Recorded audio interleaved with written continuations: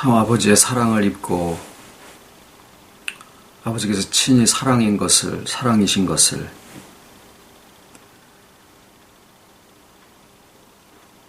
아버지 안에, 주 안에서 비로소 알게 되고 그 사랑이 어떻게 우리의 삶 속에서 또한 살아 역사하시는 것을 저희들로 알게 해주심을 감사를 드립니다. 말씀이 우리를 자유케 하신다. 진리가 너희를 자유케 하리라 하셨사오니 우리의 지식에 머무르는 지혜가 아니라 오직 주와 하나 된 그 안에서 모든 것이 가능하고 모든 것이 허락되고 모든 것이 또 성취되어지는 것을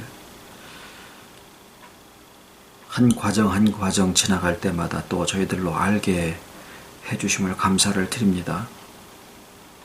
이 시간에도 또한 새롭게 되기를 소원을 드리옵고 아버지의 지혜 영으로 또한 깨달음을 더하여 주시옵시사 말씀의 참 뜻을 저희들이 알 수 있도록 이끌어 주시옵기만을 간절히 바라와 모든 말씀 예수님 이름으로 기도합니다. 아멘.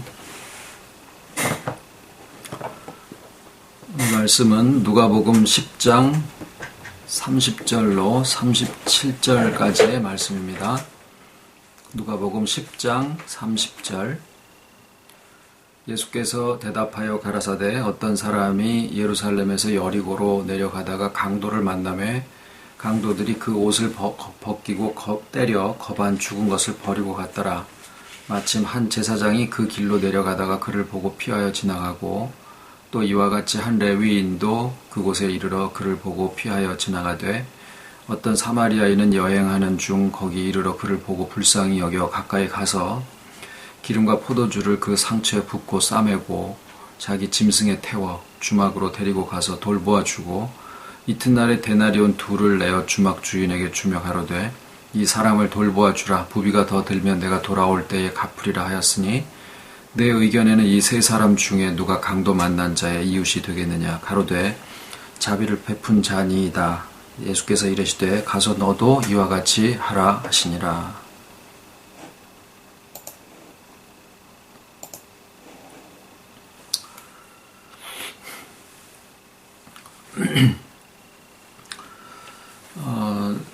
절기적으로 이제 성탄절이 연말에 있기 때문에 이 시절이 되면은 사람들이 서로 인사를 나누기도 하고 덕담을 하고 새해에 또 더 많은 하나님의 축복을 빌기도 하고 그럽니다. 그래서 그냥 하는 얘기가 이웃을 좀 생각을 하는 그런 시절이다, 그런 계절이다 라고 얘기를 하는데 아마도 예수님의 말씀에 예수님이 이 땅에 오심이 하나님을 사랑함과 또 이웃을 사랑하라라고 하시는 그 말씀이 예수님의 복음의 핵심이다라고 하는 것들을 그냥 상식적으로들 알고 있기 때문이다라는 생각을 합니다.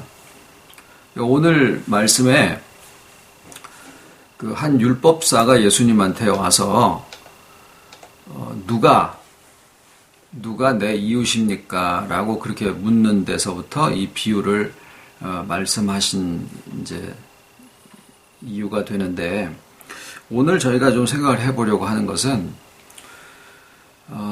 지금 우리가 우리의 구원을 이루어감에 있어서 그 구원의 과정들이 이렇게 쭉 있지 않습니까? 그리고 그 가운데서 처음 시작도 그렇고 그 마치는 것도 그렇고 우리가 주 안에서 그러니까 주와 별도로 내 혼자만의 수고나 노력으로가 아니라 주 안에서 하나님의 주권과 나의 자유의지가 하나님의 그 신비로운 능력 속에서 이 조화를 이루면서 우리의 구원을 이루어가게 하시는데 거기에 이제 회복하는 역사도 포함이 돼 있고 또 성화의 역사도 들어가 있고 회개하는 과정도 거기 포함이 돼 있고 그런데 다 그 부분에 대해서는 공감을 한다 그 말입니다. 내게 있는 상처나 또는 여러 가지 과거의 어두움이라든가 미래를 붙잡고 있었던 어떤 그 불안함이라든가 이런 것들에 대해서부터 우리가 자꾸 그런 짐들을 내려놓게 됐고, 그리고 그러는 과정 속에서 내 자신이 이렇게 그냥 없어져 버리는, 그러니까 나를 부인하라고 하니까 그냥 나는 완전히 그냥 다 소멸돼서 없어져 버리는 것이 잘하는 것인 줄 알고 그런 말도 쓰지 않으려고 그렇게 애를 쓰면서 왔었던 그게 이제 보니까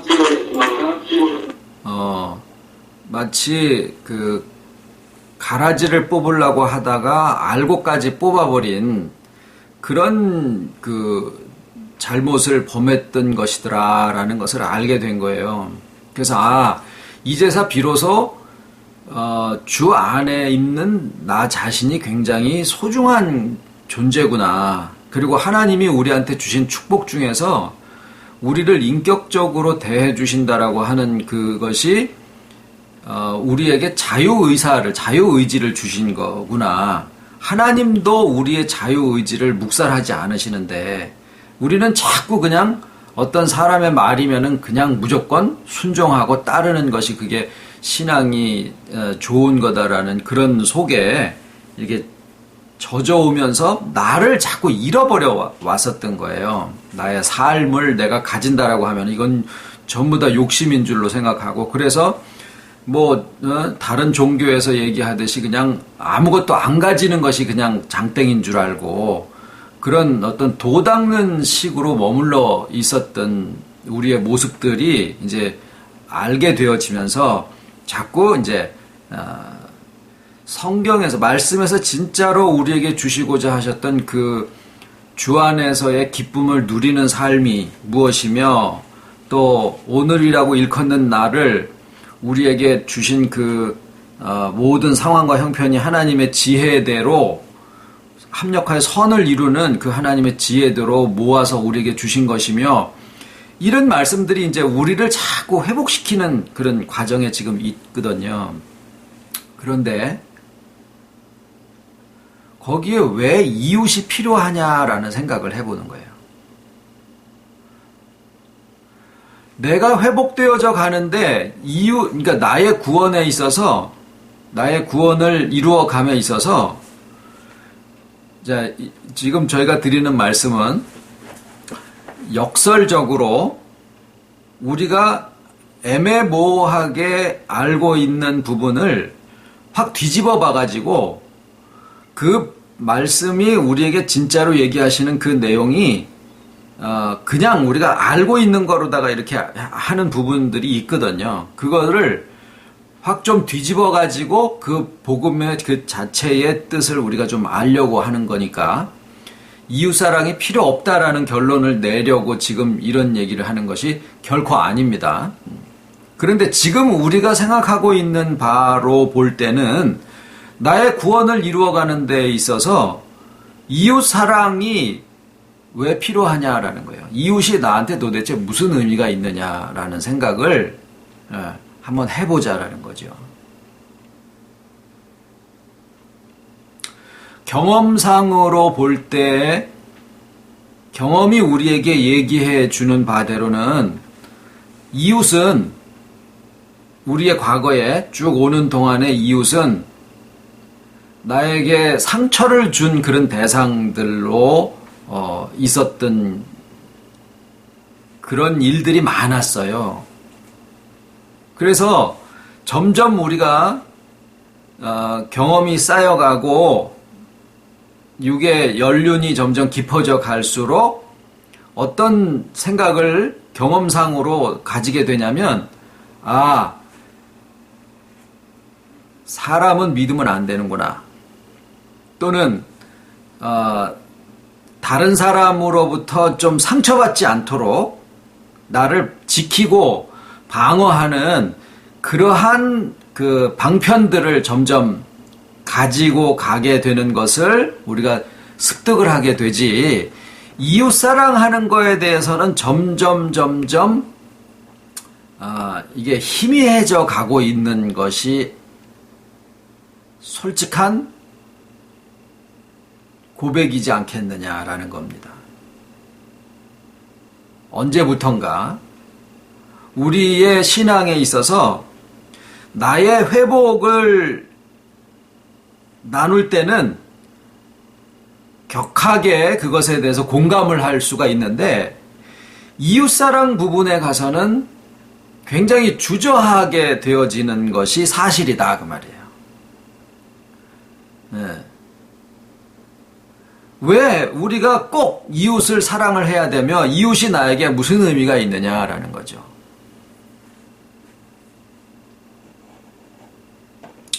그런데 우리가 지금까지 들어온 복음의 논리는 뭐냐면 예수님이 우리를 위해서 목숨을 버리셨으니까 큰 사랑을 받았으니까 이제는 네 차례다. 우리 차례다. 그래서 너도 이웃을 위해서 또는 하나님을 위해서 사랑을 해라. 하나님이 너한테 그 크신 사랑을 주셨으니까 이제는 너도 하나님을 사랑을 해라. 이렇게 얘기를 하는 그런 복음에서의 논리죠. 그런 논리에 우리가 지금까지 온 건데 내가 이만큼 너한테 했으니까 너가 이제는 나한테 그렇게 해라 라고 얘기를 하는 거거든요. 쉽게 단순하게 얘기하면은 그렇게 되면은요 굉장히 짐이에요. 그렇게 그 표현만 가지고 우리가 그대로 생각을 해본다 그러면 이건 굉장히 큰 짐이에요. 물론 그 사랑을 받은 사람이 그 사랑에 대해서 녹아져 버리고 그렇게 되면 정말로 되지만 그냥 정말 내가 무엇이라도 다 해도 되지만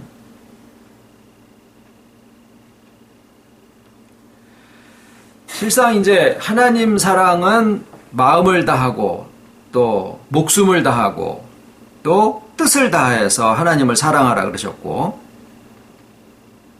거기에 뭐 이제 여러 가지 다른 표현도 있습니다만은 마음은 보통 이제 여기라고 생각을 하고요. 그 다음에 목숨이라는 것은 이 목숨줄을 얘기하는 게 아니고 그 원래의 그러니까 영혼이라는 뜻이에요. 영혼, soul. 그 다음에 뜻 또는 생각 이것은 우리의 여기. 예. 그러니까 우리의 생각과 우리의 마음과 우리의 영혼을 다 한다라고 만약에 한다고 하면은 이것을 내가 이제 마음을 다 했으니까 이제는 그다음에 생각을 다 해야지. 생각을 다 했으니까 그다음에는 이제 뭐 영혼을 다 해야지. 이렇게 따로따로 해서 얘기를 하신 게 아니라 결국 이 세 가지의 표현을 다 합치게 되면은 인격이에요. 우리 전체의 인격인데 우리 전체의 인격이 다해서라는 그런 표현인데 우리는 그거를 내가 지금 몇 퍼센트 했지? 한 70%를 다 했나? 80%를 다 했나? 이런 식으로 수치화해서 하나님을 내가 다 사랑을 했나 안 했나라는 것으로다가 이걸 측정을 하려고 하는데 거기에 예수님이 얘기하신 마음을 다하고 또 목숨을 다하고 뜻을 다해서 주 너의 하나님을 사랑하라고 하는 것은 인격에 대한 부분을 언급을 하신 거지 정도를 얘기하신 게 아니다 그 말이에요. 얼만큼의 양에 있는 게 아니다라는 겁니다. 그래서 예수님의 말씀은 문자적으로 보면은 실현 불가능한 것이고 그 내용 속에 들어가서 보면은 그 하나님을 사랑하는 것이 어떻게 되는 건가 하는 것에 대한 방법이 거기에 나와 있는 거예요. 예수님의 그 표현 속에. 물론 이제 그게 레위기에 나와 있는 말씀을 예수님이 인용을 하신 거니까 하나님이 모세를 통해서 주신 그 하나님의 말씀이 곧 예수님의 말씀이랑 같은 내용이에요. 그러니까 구약과 신약의 하나님이 다른 하나님이 아니시니까. 이웃사랑도 마찬가지입니다. 이웃사랑을 이제 우리는 이해하고 있기를 어떻게 했냐면은 내 몸같이 사랑해라 라고 표현이 번역이 돼 있다 보니까 내 몸을 사랑하는 것처럼 내가 이웃을 사랑을 하라고 하는데 이것도 역시 실현 불가능한 거잖아요. 그런데 그 몸이라고 하는 것에 대한 원래 표현은 뭐냐면 너 자신이라는 거예요. 그러니까 나의 몸처럼 사랑하라는 표현보다 엄격하게 정확한 표현은 이웃을 너 자신으로 사랑해라 이거예요. 그래서 그 두 가지 하나님에 대한 사랑과 이웃 사랑을 그 예수님의 주신 그 표현을 그대로 가지고 우리가 좀 생각을 분명히 해봐야 됩니다. 그러니까 내 이웃이 누구오니까 라고 묻는 그 율법사에게 율법사의 질문이 오늘날도 마찬가지인데 거기에 이제 예수님하고 좀 핀트가 안 맞거든요. 율법사의 그 질문이. 그런데 그것을 오늘날 우리에게로 적용을 해서 우리가 다시 묻는다라고 하면 도대체 우리의 구원을 이루어감에 있어서 이웃사랑이 나 자신과 무슨 상관이 있나이까 라고 물어봐야지 그게 솔직한 우리의 심정을 표현을 하는 것이다 라고 생각을 해요. 지금 우리의 상태가 그렇습니다. 우리에게 있어서 이웃사랑이 지금 없어요. 우리의 현재 증상이 이웃사랑에 대한 절박함도 없고 이웃사랑에 대한 표현도 없고 이웃사랑을 그거 왜 그러냐면요. 우리가 다 알면 그대로 하는데 모른다라는 거예요. 이웃사랑이 왜 그러니까 계속 우리가 들은 것은 뭐냐면 하나님이 우리에게 그 큰 사랑을 주셨으니까 이제는 너가 해라. 그렇게 생각을 하도록만 계속 마치 강요받듯이 그러니까 천상 하나님에 대한 사랑이 더 크게 느껴지기를 기다리는 수밖에 없는 거예요. 거기에 그냥 마음이 번쩍 녹아져 버려가지고 내 온 정신이 그냥 혼미해져서 나도 모르게 그냥 이웃사랑을 그냥 확 해버리기를 기다리는 여기에 머물러 있을 수밖에 없었더라라는 거죠. 근데 하나님은 이미 충분한 우리는 뭐 감정적인 쇼크를 하나님의 그 사랑에 대해서 그냥 그런 쇼크를 바라고 있을는지 모르지만은 하나님은 이미 하나님의 모든 것을 우리에게 다 알려주셨고 또 이미 다 허락을 해주셨어요. 뭘 더 이상 우리한테 무슨 쇼크적인 무슨 뭐 정신적인 충격을 주고 감정적인 무슨 기분에 뭐 이렇게 샥 이렇게 갑자기 변하는 이런 거를 우리한테 꼭 주셔야지 되는 게 아니라고요. 더 이상 그런 게 남아있는 게 아니에요. 이미 다 주셨기 때문에. 주와의 연합을 우리한테 알려주시고 그 안에서 모든 것이 다 되어지며 하나님에 대한 지식과 그리스도에 대한 지식과 삼위일체 성령에 대한 지식과 나 자신에 대한 것과 천국과 심판과 또 교회와 종말과 이런 모든 것들이 다 우리에게 지금 알려졌으면 하나님이 우리에게 주실 만한 그 복음에 대한 사실은 다 알려주신 거예요. 그러니까 이런 소식을 우리가 접해 들었을 때 이로써 참 족하다가 됐거든요. 거기에서 무슨 충격을 받고 쇼크를 받아서 내가 확 달라져서 그냥 내 모든 것이 아깝지 않게 그냥 다른 사람들을 위해서 이렇게 이웃사랑을 다 하는 것으로 기대해가지고는 그렇게 길이 가지지를 않는다라는 거예요. 오히려 지금 우리가 해결해야 될 문제는 뭐냐면 이웃사랑의 의미와 이웃사랑의 필요와 이웃사랑이 어떻게 해서 되어지느냐라고 하는 것에 대한 이유가 설명이 되어지면 우리가 그것을 한다라는 거예요. 지금 저희 마음이 그래요. 지금까지 나눠온 말씀으로서는 이웃사랑을 굳이 해야지 되는 이유가 설명이 안 되고 있더라라는 거예요. 그래서 우리가 거기에 대한 절실함이 없기 때문에 이웃사랑에 대한 부분이 나의 구원과 무슨 상관이 있나이까? 이웃사랑이 나의 구원과 무슨 상관이 있나이까? 라는 그런 심정으로 지금 우리가 앉아있다라는 겁니다. 오늘은 그 부분을 우리가 나누려고 하는 거예요. 왜 이웃사랑을 예수님이 하나님 사랑과 이렇게 동등할 정도로 그렇게 말씀을 해놓으셨느냐. 일단은 그것에서부터 여기에서 굉장히 큰 비중이 있겠구나라고 하는 것은 우리가 일단은 짐작을 할 수가 있죠. 하나님 사랑에 버금갈 정도로 큰 비중을 두고 이웃사랑을 얘기를 하신 거니까. 결코 우리의 신앙에 있어서 무시되어질 수는 없는 것이고, 내가 이렇게 사랑을 받았으니까 이제 너도 주어라라고 하는 이런 어떤 주고받는 식의 이런 그런 어떤 부담은 이건 하나의 짐처럼 우리한테 주어지는 상황이니까 그런 설명 말고, 그리고 그것은 엄밀한 의미에서는 사랑의 본질을 떠난 논리예요. 사랑의 본질을 떠난 논리예요.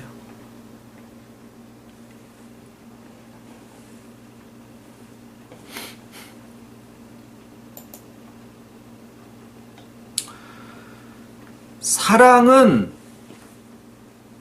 하나님의 형상입니다. 사랑은 하나님의 형상인데,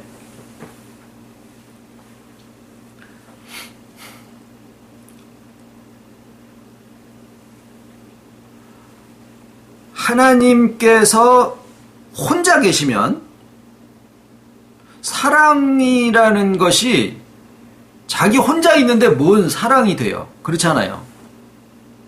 그러니까 사랑은 반드시 상대성인데, 하나님 자체적으로만 계셔도 사랑이시다라는 것은 하나님께서 삼위일체시다라고 하는 그 사실 때문에 가능한 거예요. 하나님이 단일이 아니시고 다양성 속의 통일성, 다양성 사이에서 있는 그 통일성이 사랑이라고 하는 내용을 가장 적절하게 우리한테 알려주고 계신다고요. 그런데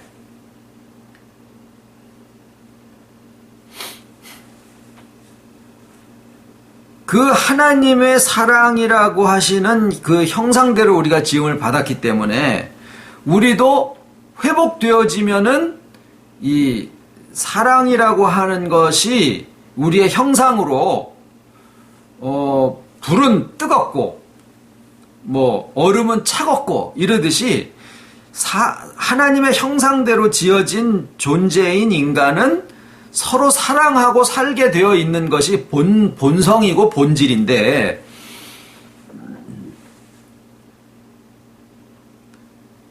사랑의 형상의 흔적은 남아있는데 이게 깨져버리니까 구조적으로 안 되는 거예요. 그러니까 예를 들어서 입은 남아있는데 성대가 결절이 됐다든가 듣지를 못한다든가 어떤 식으로 해가지고 혀가 굳어버렸다든가, 그래서 말할 수 있는 그 구조가 깨져버리면 아무리 마음속에서 말을 하고 싶다고 해도 말을 한다라는 기능 자체가 없어져 버리는 거예요. 그러듯이 사랑이라고 하는 것도 마음과 생각과 인격과 또 이런 것들이 다 종합적으로 해가지고 나타나지는 거거든요. 그게 깨져버리고 구조적으로 깨져버리니까 내가 잘한다라고 사랑을 더 하면 할수록 오히려 자식들한테 상처를 주는 그런 경우들도 얼마든지 우리 주변에서 볼 수 있고, 그런데 이제 그런 것들을 뭐라고 그러냐면 왜 사랑을 안 하느냐라고 타박이죠. 지금은 사랑을 못하고 있는 존재들인데 왜 사랑을 안 하느냐고 타박인 거예요.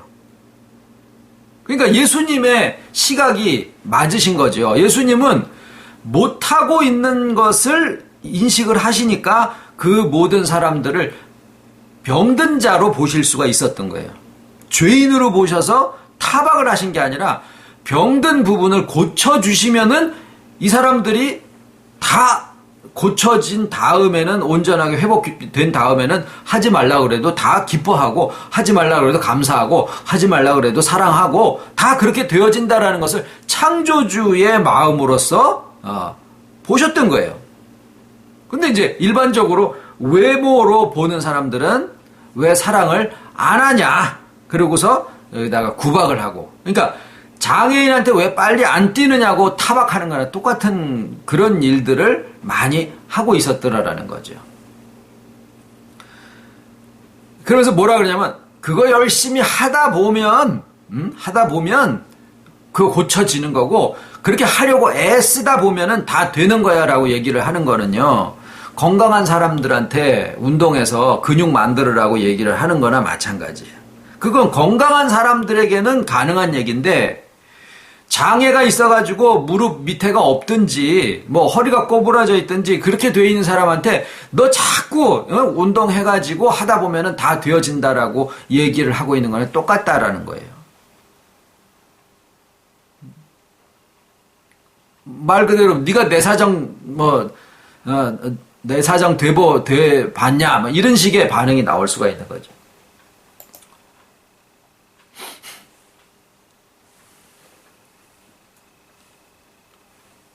그래서 하나님을 사랑하되 마음을 다하고 목숨을 다하고 또 뜻을 다해서 하나님을 사랑하라라고 하는 것을 문자적으로 우리가 만약에 지켜서 하려고 한다고 하면 말 그대로 뭐냐면 정신일도 하사불성에 무슨 마인드 컨트롤을 해서 정신 집중을 해서 100% 마음을 한 대로 모아가지고 그걸로다가 이렇게 해서 하나님을 사랑하는 식으로 이렇게 우리가 상상적으로다가 하나님 사랑을 생각을 하고 있으니까 안 되는 거예요. 실현 불가능한 하나의 그 조항을 우리한테 들이대는 꼴밖에 안 되는 거죠. 이웃사랑도 마찬가지입니다. 어떻게 이웃을 내 몸같이 사랑할 수가 있느냐라는 거죠. 그게 아무리 내 가족이든 뭐든 간에.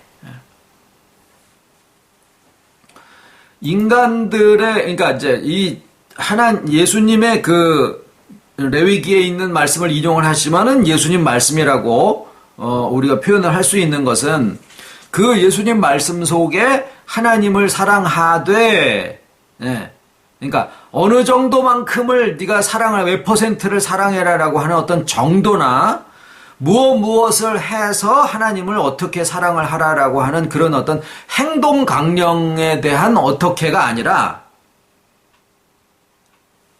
하나님을 사랑하고 이웃을 사랑하는데 어떻게 이러한 사랑이 가능하냐라고 하는 것에 대한 원리라고 얘기를 하면 돼요. 정도에 대한 게 아니라 하나의 원리를 설명을 하시면서 거기서 그것을 지혜로 발견해가지고 터득해라 그 얘기를 하시는 거예요.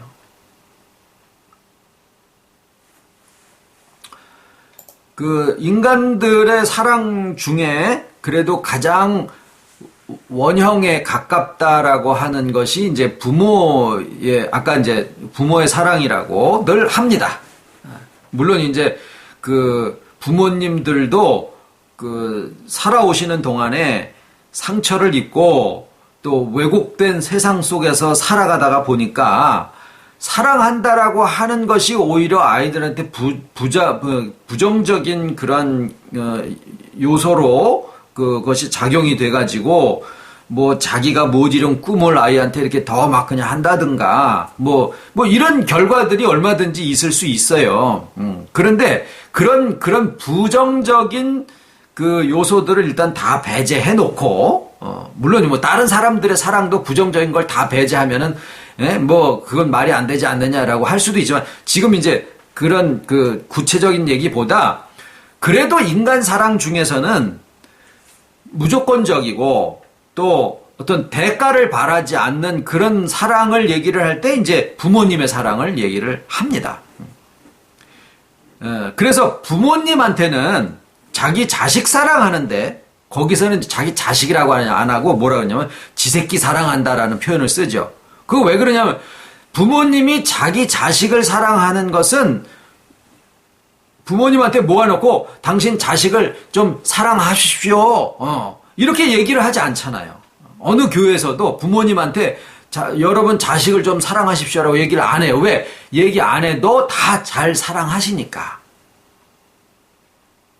그럼 왜 부모님은 자식을 사랑하시는 게 잘 되느냐? 강요도 아니고 배우는 것도 아니고 노력도 아니에요.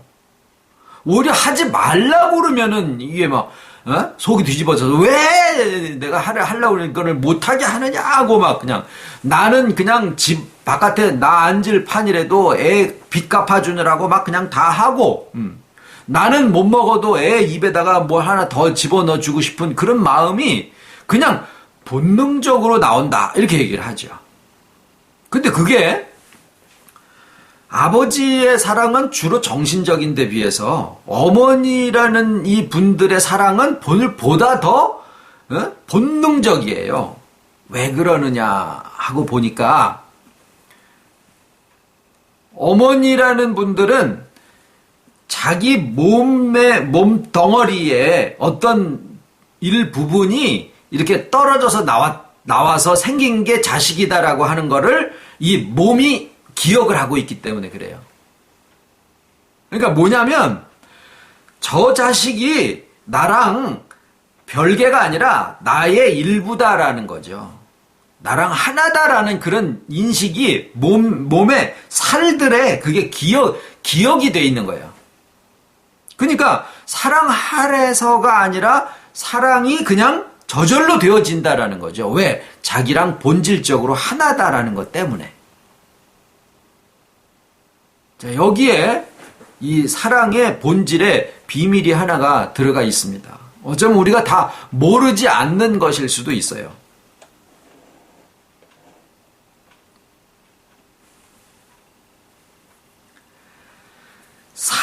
삼위일체시기 때문에 아까 다양성으로 계신 삼위께서 일체라고 하는 단일성을 가지고 계시기 때문에 그 사이에서의 교통은 본질적으로 한 인격이기 때문에 가지는 통일성이에요.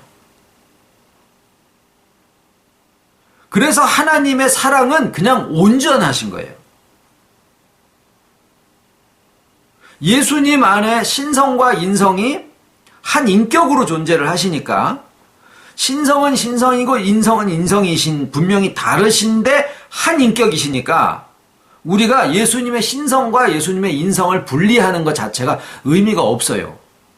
분리를 할 수가 없는 거예요. 왜? 한 분이시니까. 성부, 성자, 성령도 결국은 한 분이신 거예요. 한 인격이신 거예요. 원 퍼슨. 거기에 사랑이 있으신데 하나님이 사랑이신 것은 삼위일체시니까 그러시다라고 하는 것은 우리가 이해가 됐어요.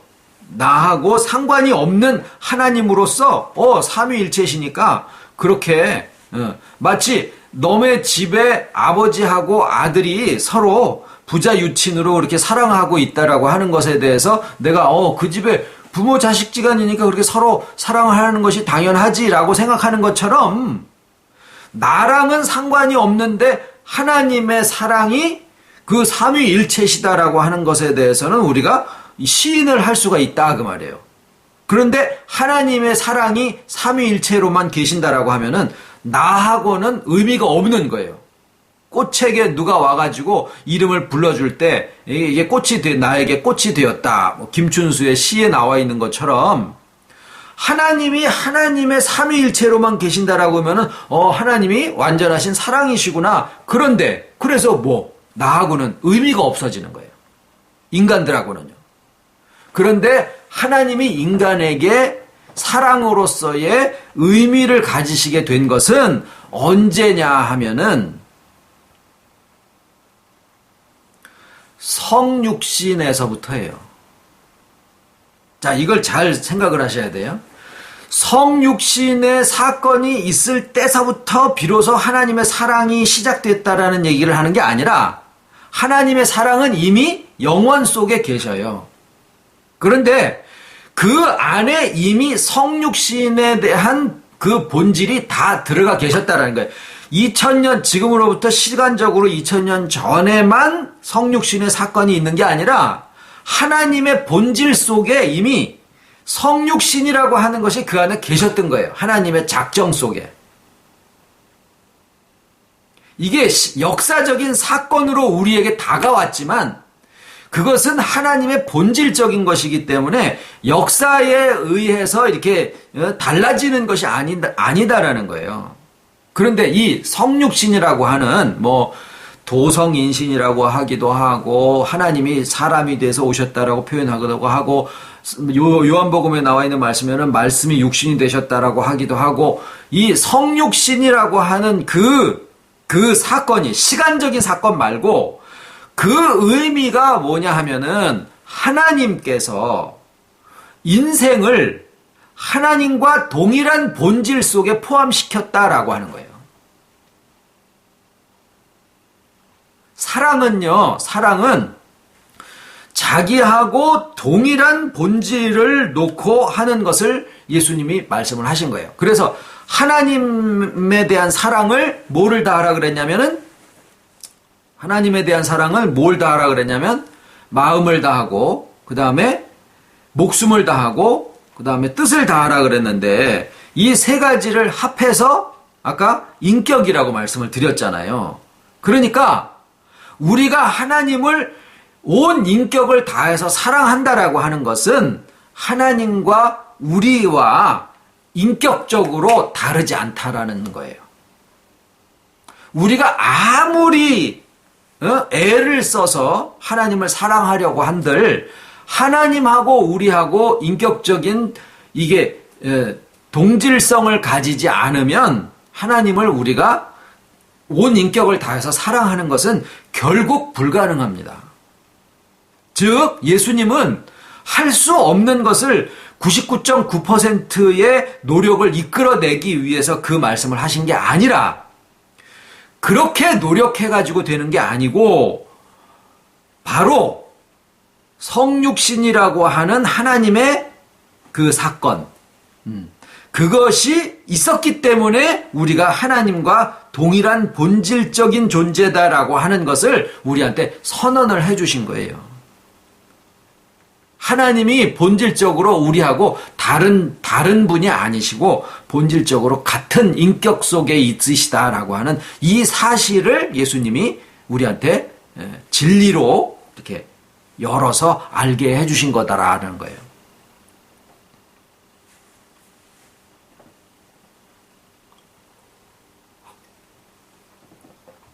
그러면은 그렇게 성육신을 하셨는데도 그것이 우리에게 실질적으로 그 성육신 사건이 우리에게 실질적인 하나님의 사랑으로 의미가 생겨지려면은 어떻게 해야 되느냐? 예수님의 탄생과 그다음에 예수님의 삶과 예수님의 죽으심과 그다음에 예수님의 부활로 그 사건들이 지나갔기 때문에 그 결과가 우리한테 왔다. 이게 아니라 그런 과정들을 통과하시면서 예수 그리스도께서 부활하신 하나님이시자 사람이신 그런 존재가 부활하신 사람. 그냥 우리랑 똑같은 사람으로 오신 그 사람이 아니라 부활하셔서 하나님화 되어진 그 사람으로서 하나님이시자 부활하신 사람이신 그 예수 그리스도의 부활하신 존재가 우리들과 하나가 되셨다라는 거예요. 이게 나한테 이루어진 성육신 사건이에요. 이 세상에 오신 성육신 사건이 아니라 부활하셔서 하나님화 되어지신 예수 그리스도께서 나라는 인격과 하나가 되어진 그 성육신 사건이에요. 그래서 지금에게 있어서의 우리의 성육신은 뭐냐면 우리가 지금까지 나누고 있는 주 안에서의 주와의 연합. 요 내용이 바로 나에게 이루어진 성육신 사건이 됩니다. 자, 이제 다시 돌아가서 이웃사랑이 어떻게 해서 되는 거냐. 왜 이웃사랑은 너 자신이라는 말이 들어갔느냐라는 거예요. 그것도 아까 하나님 사랑이 정도나 어떤 행동의 그 강령을 얘기하신 게 아니라 우리의 본질이 나라고 하는 존재가 하나님의 그 본질하고 이게 같다. 동질성을 성육신 하신 주 안에서 비로소 그게 가능한 거예요. 우리가 죽었다 진짜 깨나도 우리 혼자서는 하나님의 본질과 같아지는 존재가 될 수가 없어요. 그런데 오직 예수 그리스도의 성육신 하시고 온 삶과 죽음과 부활하심으로써 그 예수 그리스도의 부활하신 그 하나님이시자 사람이신 그분이 우리들 각자하고 이 하나가 되어지신 이 연합세계 안에서만 비로소 우리가 하나님과의 동일한 본질로서의 그런 존재가 되어질 수 있다는 거예요. 그때 비로소 하나님하고 우리하고의 온 마음을 다하고 온 인격을 다해서 사랑한다라고 하는 것이 그게 비로소 되는 거예요. 그것은 마치 내가 나를 사랑하는 거랑 다를 바가 없다라는 거예요. 왜? 한 인격이니까. 하나님을 사랑하는 것이 내가 나를 사랑하는 거랑 똑같다라는 의미가 된다라는 거죠. 누구 안에서? 주 안에서. 주께서 나를 사랑하심과 내가 주를 사랑함이 주 안에서 한 인격 속에 이루어지고 주 안에서 신성과 인성이 한 인격으로 계시고 삼위일체 안에 성부, 성자, 성령이 한 인격으로 계시는 그 하나됨 속에 내가 포함이 되어 있다라는 거예요. 어디에서? 성육신 안에서. 어디에서? 주와의 연합 안에서. 자, 그러면 이제 이웃사랑은 뭐냐? 왜 거기에는 너 자신으로 사랑하라라는 말이 거기에 왜 표현이 들어갔느냐? 그것도 답이에요. 그것이 답이에요. 하나님과는 인격이고 이웃과는 너 자신이요. 그거는 이 내용을 우리가 이해하기 위해서는요. 이해하면은 알아들이고 받아들이게 됩니다. 이것을 이해하기 위해서는 왜 우리의 구원에 이웃사랑이라고 하는 것이 왜 들어가느냐라는 거죠. 왜 포함이 돼 있어야 되느냐.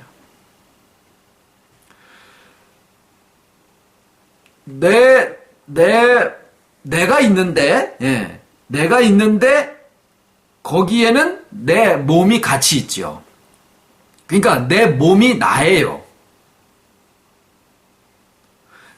내가 있는데 몸과 따로 있다라고 하면은 그거는 죽었다라는 얘기죠.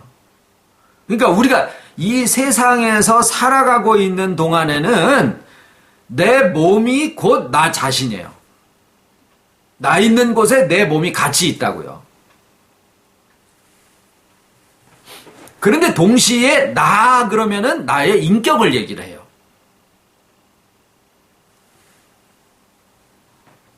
그러니까 여기에서 그러니까 내가 나를 사랑한다라고 하는 것은 그거는 왜 그러느냐라고 얘기를 할 필요가 없는 거예요.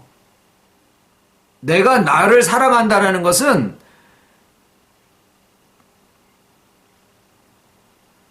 그냥이에요, 그냥. 그 나니까. 나는 내가 싫어. 그것도 더 큰 의미에서의 나를 사랑하는 것일 뿐이지, 왜 내가 나를 사랑하는, 이건 이유고 뭐고 설명할 필요가 없는 거예요. 그건 자기의 본질이 그냥 자기이기 때문에. 자, 그런데, 알지도 못하는데 무작정 이웃을 사랑해라라고 하면은, 그거는,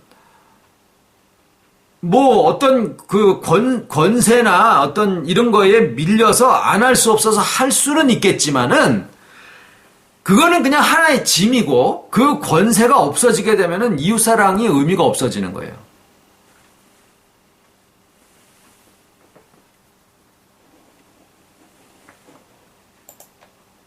여기에서 이웃사랑을 알기 위해서는 한 가지 사실에 대해서 우리의 인식이 좀 바뀌어야 됩니다.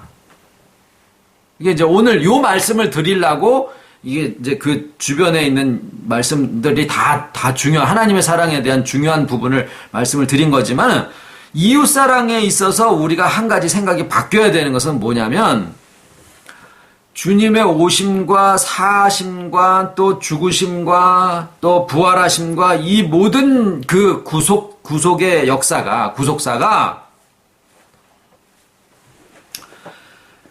나의 인격과의 연합을 이루시고 성육신 하시면서 나의 연합을 이루시는 그것을 위해서 이게 모든 것이 있다라고 하는 사실은 그건 너무나 당연한 일이에요. 그것은 아멘이시고 그것은 아주 절박하게 받아들여질 수 있는 일이에요. 그런데 실상 예수님이 연합을 이루신 우리라고 하는 예수님이 이루신 그 연합의 대상이 뭐냐면은요, 예수님이 살으시고 죽으시고 부활하신 그 모든 구속사의 연합의 대상이 뭐냐면, 이 세상에 있지만 이 세상에 있지 않는 하나의 전체의 무형의 교회예요.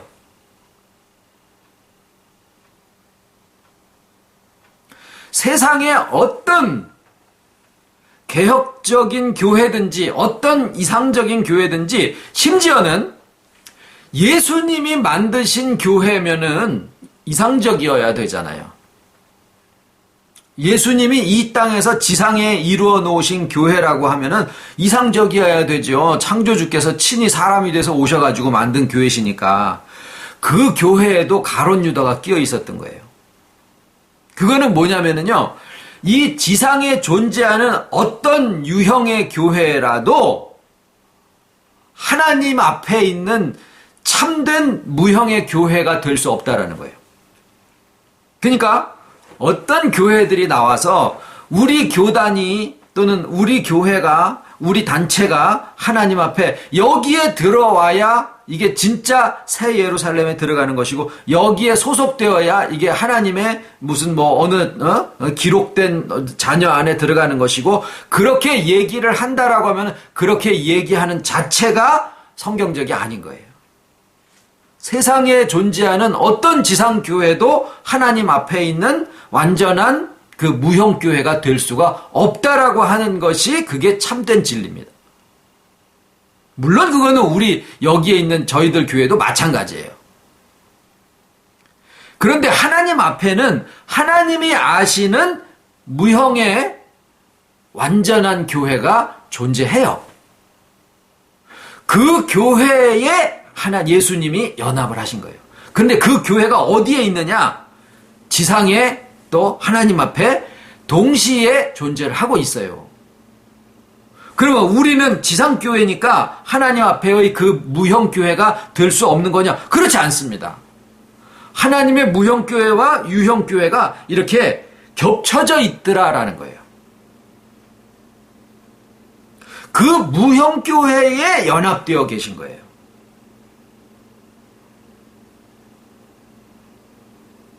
태양이 나한테는 절실하게 필요하죠. 프란포기가 얘기를 합니다. 태양은 나에게 모든 것이에요. 태양이 이글거리고 타고 있는 그 모든 것이 실상은 나를 살게 하고 나를 자라게 하기 위해서 그 태양이 타고 있어요. 맞죠? 그런데 굉장히 자기중심적인 거죠. 태양이 나를 위해서 이글거리고 그 온 전체를 다 태우고 있기 때문에 다른 옆에 있는 풀포기는 깜깜해야지 된다라는 논리를 피면은 이딴 놈이 다 있어. 너 혼자 살자라는 거냐? 이렇게 되는 거잖아요. 그런데 우리의 마음속에 아니 주님이 나를 위해서 죽으시고 살으시고 부활하시고 연합하시는 그것은 아멘으로 받아들이면서 다른 사람들에게는 웬통 다 깜깜해져 버리고, 어떤 사람은 심지어는 주님이 자기를 너무 사랑하시는 것이 절절하고 그것이 완전히 실감이 나버리니까, 아니 주님이 나 말고 언제 너한테 가가지고 그렇게 너를 사랑한다고 그러더냐? 라고 그것을 받아들이지 못하는 그런 사람을 봤어요. 그거는 그 사람이 자기에게 대한 주님의 사랑을 못 느낀다라는 게 아니라 너무나 느낀다라고 하는 것을 인정을 할 수가 있더라라는 거예요. 그 심정이 느껴지더라라는 거예요. 그런데 한 가지를 잘 모른 거죠. 주님이 지만 위해서 돌아가신 줄 아는 거예요. 주님이 자기만 위해서 태양이 풀 한 폭이 그 너만 위해서 온통 이글거리고 있다라고 생각을 하고 있더라라는 거예요. 왜? 그것도 우리가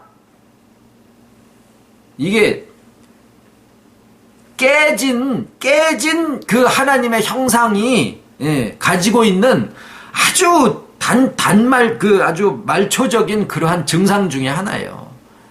자기중심이라는 거. 자기를 하나님이 사랑하고 주님이 나를 위해서 그렇게 했다라는 것은 인정을 하는데 그 사랑이 다른 사람들은 전부 다 깜깜밤중이어야지 되는 것처럼 생각하고 있는 부분이 있더라라는 거예요. 자기도 모르게. 뭐가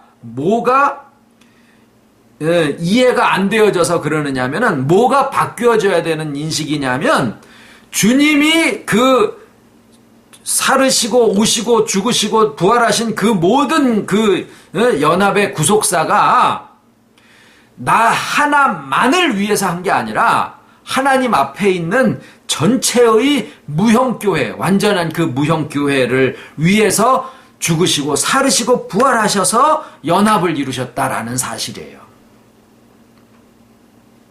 그러면 거기에 뭐가 있느냐면요.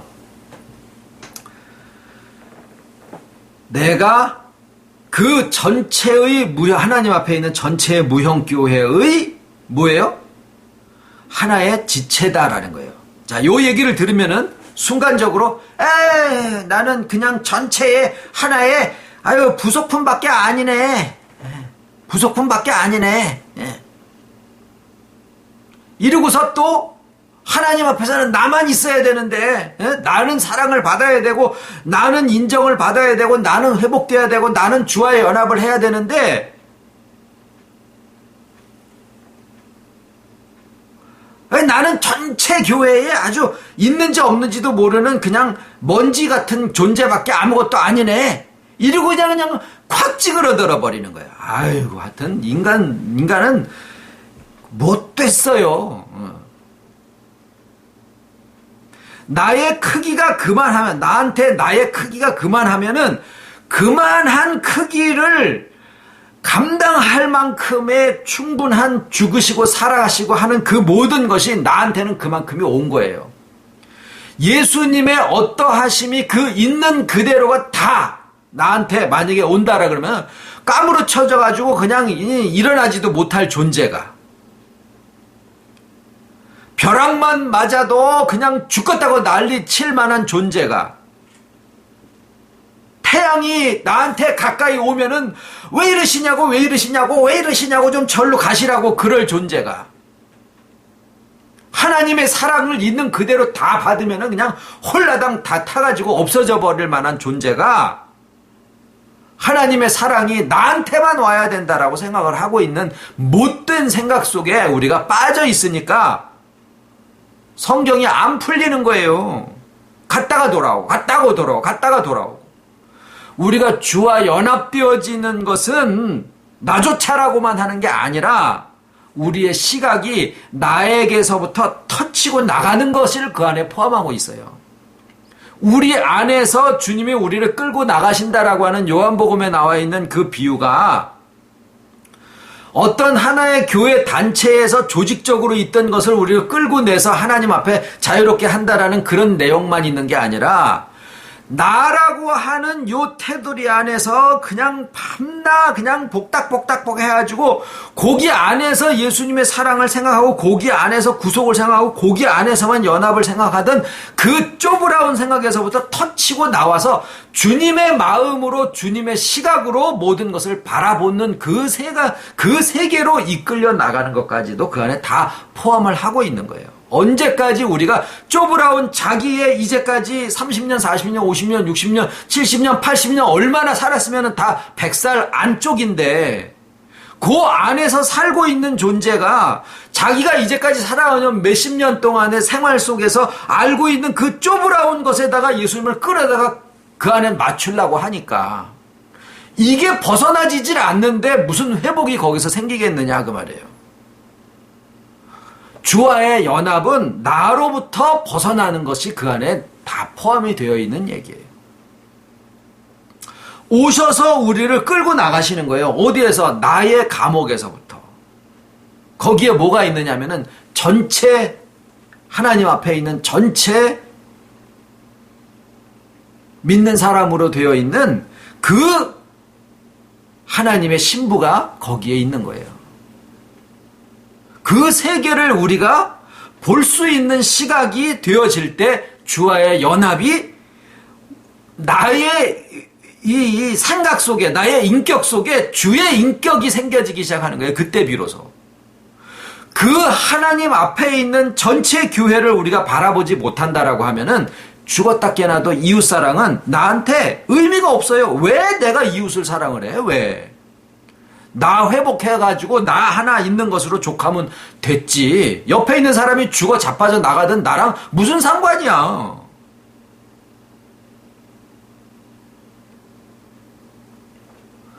여기에 있는 사람들만 생각하면은요, 왜 우리 교회는 왜 요 모양 요 꼴이지? 이렇게 되는 거예요. 우리의 마음이 주와의 연합을 이야기를 하고 있을 때 어디로 향하게 되느냐면은 주님의 눈 앞에 있는 그 하나님 앞에 있는 그 새 예루살렘의 그 어마어마한 교회가 우리의 마음 안에 담기게 된다라는 얘기예요. 그리고 거기에 있는 지체들끼리의 교통, 이것이 이웃사랑의 의미예요. 이 전체 교회, 전체 무형의 이 교회가 우리의 마음속에 담겨지지 않으면 이웃사랑이 나가지지를 않아요. 고작 한다는 게 뭐냐면 자기네 교회 교인들끼리 사랑하는 거예요. 아이고 쪼부라워라. 하나님이 그렇게 쪼부라운 분이시냐 그 말이죠. 그러면 자기네 교회 안에서만 사랑이 복닥복되어지고 쟤네 교회는 그건 나랑 상관이 없는 거예요.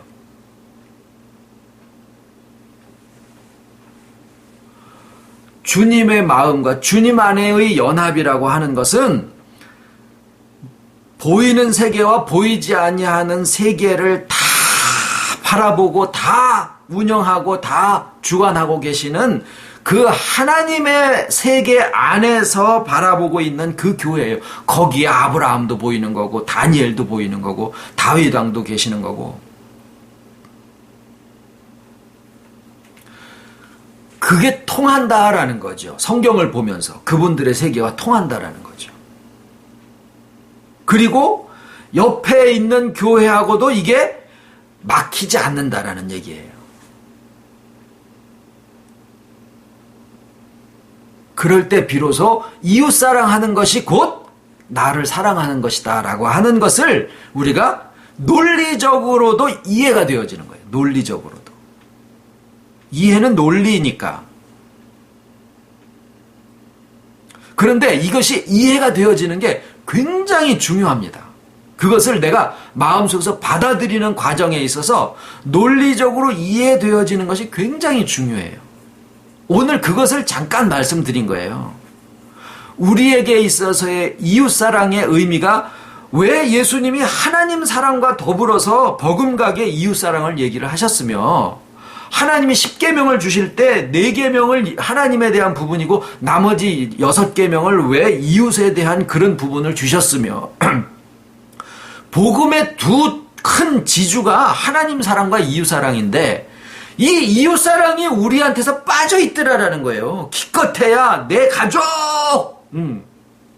지 새끼, 조금 큰 게 이제 우리 구역, 또 우리 교회 여기에서 머물러 있는 거예요.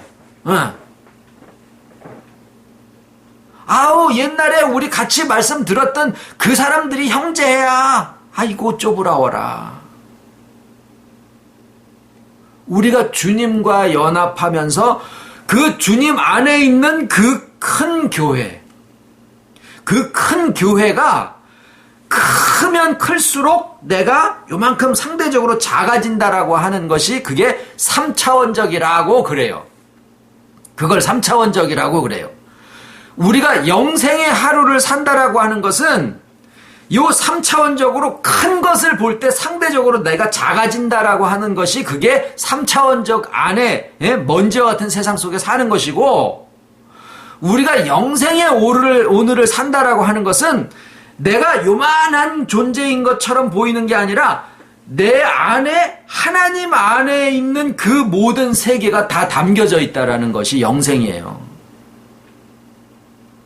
24시간이 아니라 나라는 존재 안에 하나님의 영혼이 담겨져 있다라는 것을 인식하는 것이, 그것이 영생의 하루를 사는 거예요. 그러니까 뭐예요?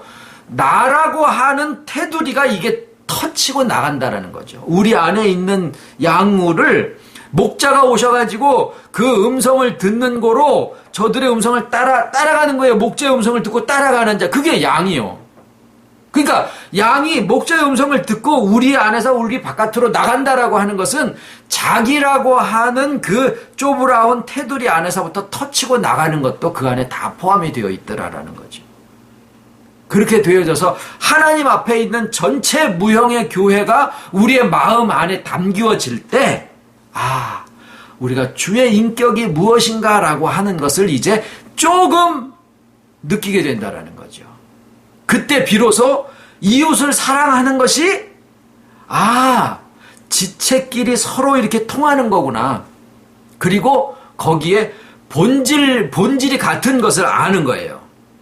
그러니까 아무나 따나는 아니에요. 뭐 안에서냐? 주 안에서. 예? 교회 안에서, 또는 너네 조직 안에서, 예? 너네 육의 핏줄 안에서, 그게 아니잖아요. 뭐 안에서? 주 안에서.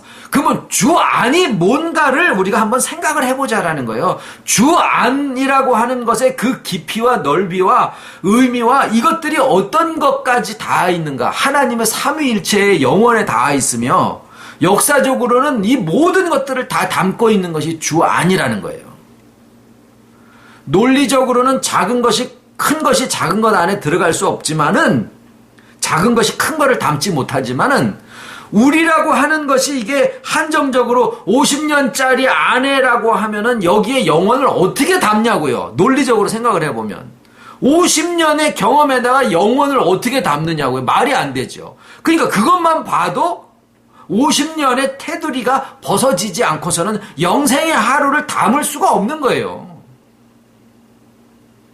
거기에 뭐가 있느냐? 주 안에가 있는 거예요. 주 안에 전체 교회가 보이고 그것이 마음 안에 담기워질 때 한 본질이다라고 하는 거예요. 한 본질. 그러면 손과 발이 서로 달라도 하는 역할과 기능과 형평과 사정과 입장이 다 달라도 한 본질이라는 거죠. 손이 발을 가리켜서 네가 나다 야. 아멘, 맞는 얘기예요. 네가 나다. 그 얘기를 예수님이 하신 거예요. 네 이웃을 너 자신으로 사랑해라. 손이 코한테 야 네가 나네. 예. 그거는 뭐가 있어요? 전체 몸을 그 안에 상정을 하고 있다라는 거죠. 그렇게 되어질 때 비로소 주님의 마음을 볼 수가 있어요. 뭘? 하나님의 마음으로서 전체의 무형교회를 바라보고 계시는 그 주님의 마음을 우리가 가지게 된다는 거예요. 주와의 연합은 나의 마음에서부터 주님의 마음을 가지게 되는 과정으로의 변화, 이것을 얘기를 합니다. 그래서 뭐라 그래요? 그리스도의 장성한 분량에 충만한 데까지 이르게 하려 하심이니라. 그건 뭡니까? 마음이 이렇게 열린다라는 거죠. 기도하겠습니다.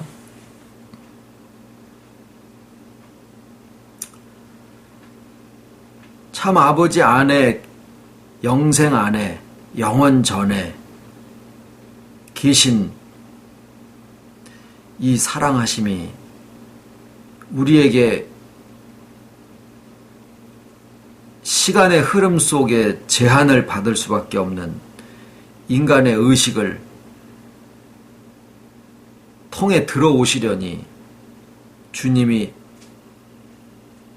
또 그 시간의 흐름의 제한을 받는 이 세상 속으로 들어오실 수밖에 없었고,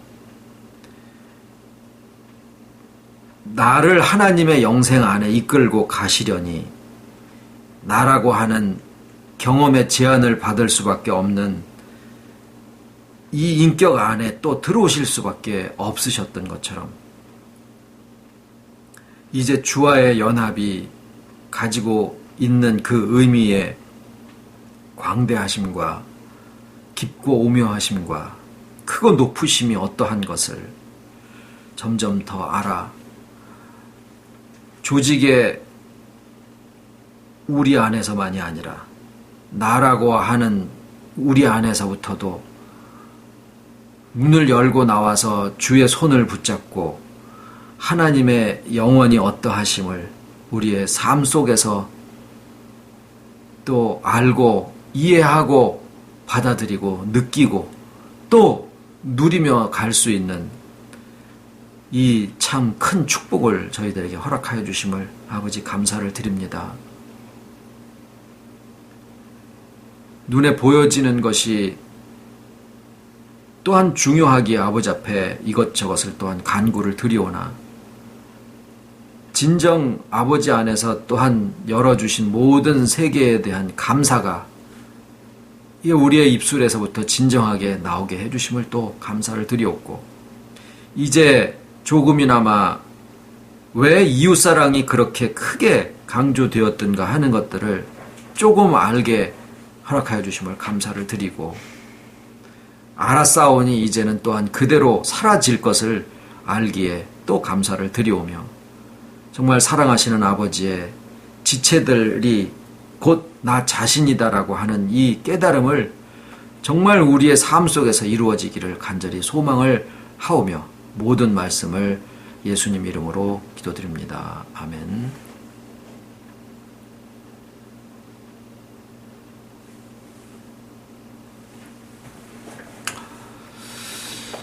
저희가 시간이 종말을 향해서 폭포가 저 앞에 있어가지고 물살이 점점 빨라지는 것 같은 그런 조급함으로 얘기를 드리는 게 아니라, 2000년 전에 예수님 앞에 계셨던 제자들에게도 그때가 바로 종말이었었고, 그 시대적으로 2000년 후에 종말을 얘기하신 게 아니거든요.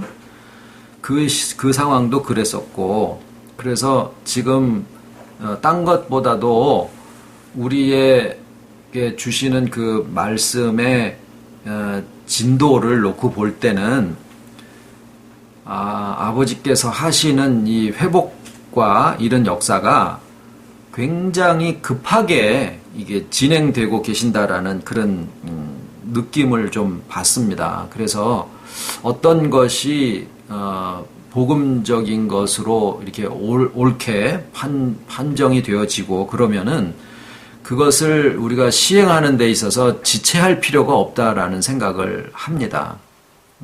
뭔 말씀을 드리고자 하는 거냐면, 우리가 성탄절에 대한 것을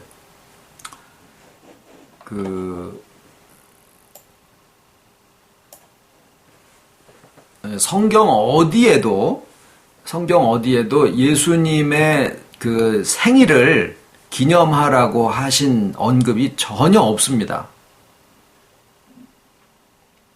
그리고 또 엄밀하게는 예수님의 탄생하신 날이 언젠지도 전혀 기록이 되어 있는 것도 없어요.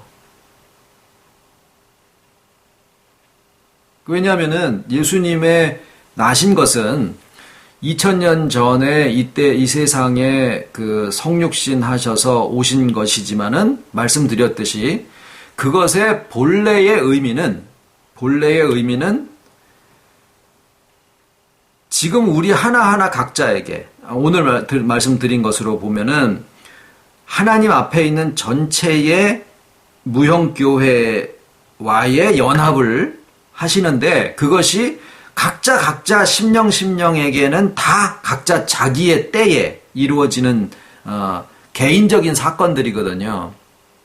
그래서 실질적으로 주님의 나심과 생애를 사심과 죽으심과 부활하심으로 그 하나하나의 날짜의 의미가 있는 게 아니라 그렇게 그 과정을 통과하시고 살으시고 직접 겪으시고 또 부활하신 그런 존재가 되셔서 그분이 우리를 이렇게 만나고 그분이랑 우리가 연합이 되어지는 이 사건이 우리한테 실질적인 것으로 지금 이루어진 거거든요. 그러니까 이것도 우리에게 어떤 한 날에 이루어진 게 아니라 그런 하나의 상황이 우리에게 발생을 한 거예요. 그런 실질적으로.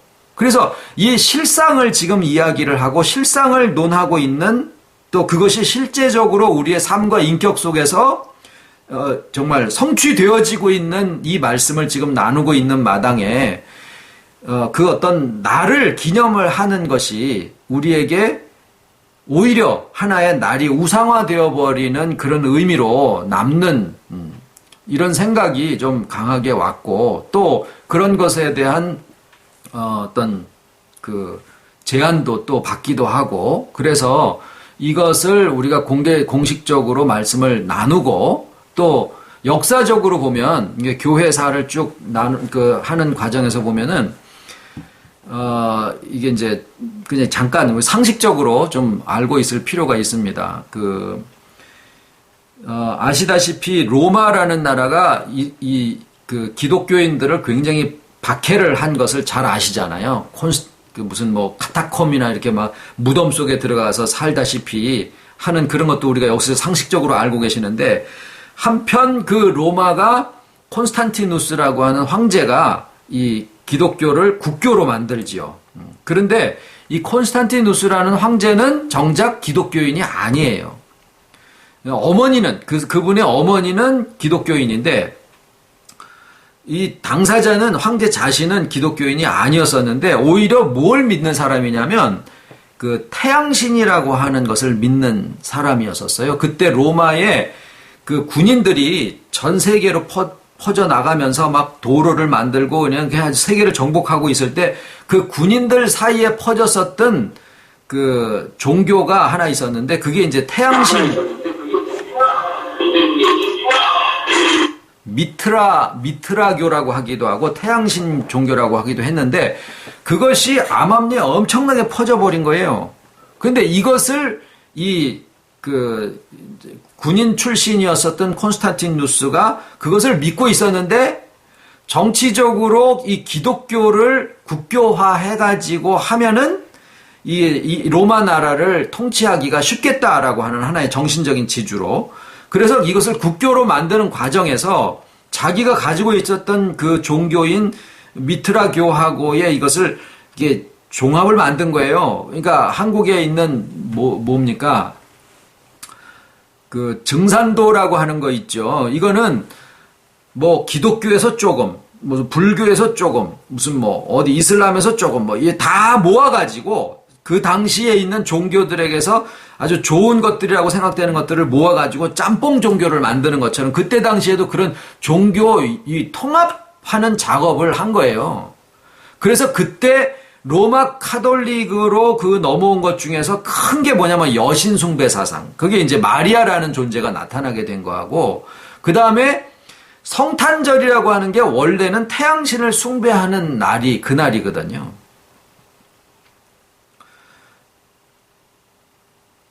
그리고 이제 카톨릭이 만드는 것 중에 또 한 가지 아주 그냥 심각한 게 이제 이 교황제도 이렇게 되어 있는데 그런 전통이 그냥 기독교로 그냥 종교 개혁이 오면서도 이거는 그냥 그대로 예수님에 대한 거다 그래가지고 이게 그대로 유지되어져서 오고 있었던 것이 오늘날까지도 마치 이제 성탄절을 지키지 않으면 이거는 기독교의 전통과 아니면 기독교의 본질적인 것에부터 벗어나는 것처럼 그렇게 인식이 되어져 있지만 실상은 이게 성경적이지도 않고 복음적이지도 않다라고 하는 겁니다. 그래서 그런 제안들이 우리가 이제 무슨 뭐 옛날에처럼 무슨 우리가 우리가 무슨 단계로 올라가고 무슨 단계로 올라가기 때문에 우리가 그걸 안 지켜도 된다는 게 아니라 이것이 복음적이질 않은 거예요.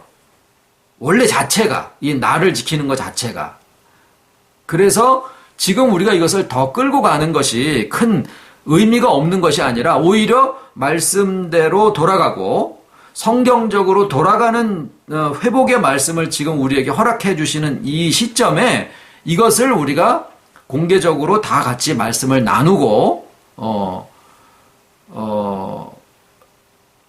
더 미루지 않는 것이 오히려 하나님의 말씀을 바로 지키고 가는 것이다라는 그런 생각을 말씀을 드린 겁니다.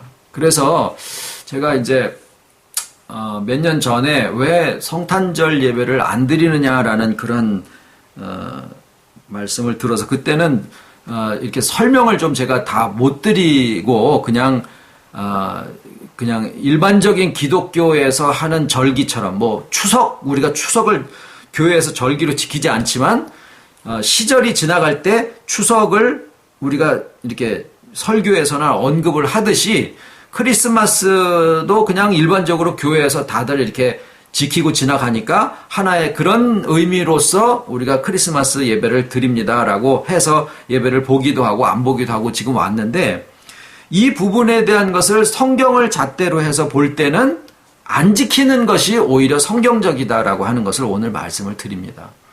그래서 제가 이 말씀을 드린 것을 오늘 계기로 해서 요번에 24일 날 수요일 예배는 예정대로 드리고 25일 날 11시에 예배를 드리려고 광고를 드렸었는데 올해 이 말씀을 드린 상황이니까 25일 날 11시에 드리려고 했던 예배는 올해부터 드리지 않는 것으로 하겠습니다. 주기도문으로 예배 마치겠습니다. 하늘에 계신 우리 아버지 이름이 거룩히 여김을 받으시오며 나라에 임하오시며 뜻이 하늘에서 이룬 것 같이 땅에서도 이루어지이다. 오늘날 우리에게 일용할 양식을 주옵시고 우리가 우리에게 죄 지은 자를 사하여 준 것 같이 우리 죄를 사하여 주옵시고 우리를 시험에 들게 하지 마옵시고 다만 악에서 구하옵소서. 나라와 권세와 영광이 아버지께 영원히 있사옵나이다. 아멘.